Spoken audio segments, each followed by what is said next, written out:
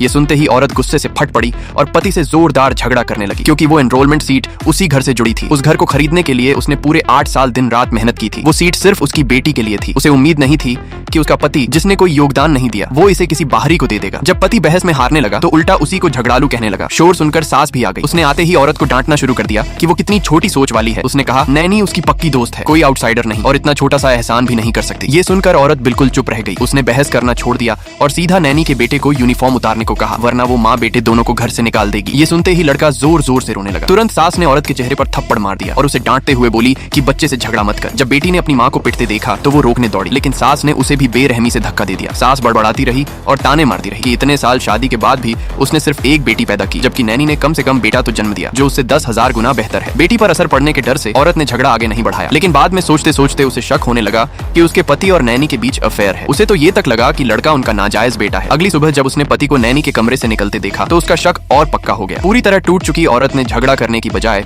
चुपचाप real estate bureau में call किया। स्थिति समझाने के बाद उसने प्रॉपर्टी राइट्स वापस ले लिए। फिर उसने हर महीने सास को दिए जाने वाले 5,000 युआन भी बंद कर दिए, पति को दिए सारे सप्लीमेंट्री कार्ड्स फ्रीज कर दिए और चुपचाप डिवोर्स फाइल भी कर दिया। इन सबसे अनजान पति और नैनी अब भी यही समझ रहे थे कि औरत मान गई है। उसी दिन वो दोनों अकड़ते हुए लड़के को लेकर स्कूल एडमिशन कराने पहुंचे, लेकिन स्कूल गेट पर उन्होंने औरत और उसकी बेटी को खड़ा देखा। नैनी तुरंत ताना मारते हुए बोली कि उसकी बेटी का नाम एनरोलमेंट लिस्ट में नहीं है। उसने तो टीचर से लिस्ट लाने को भी कहा ताकि औरत की बेइज्जती हो सके, लेकिन अगले ही पल शर्मिंदगी उनके चेहरों पर साफ उतर आई।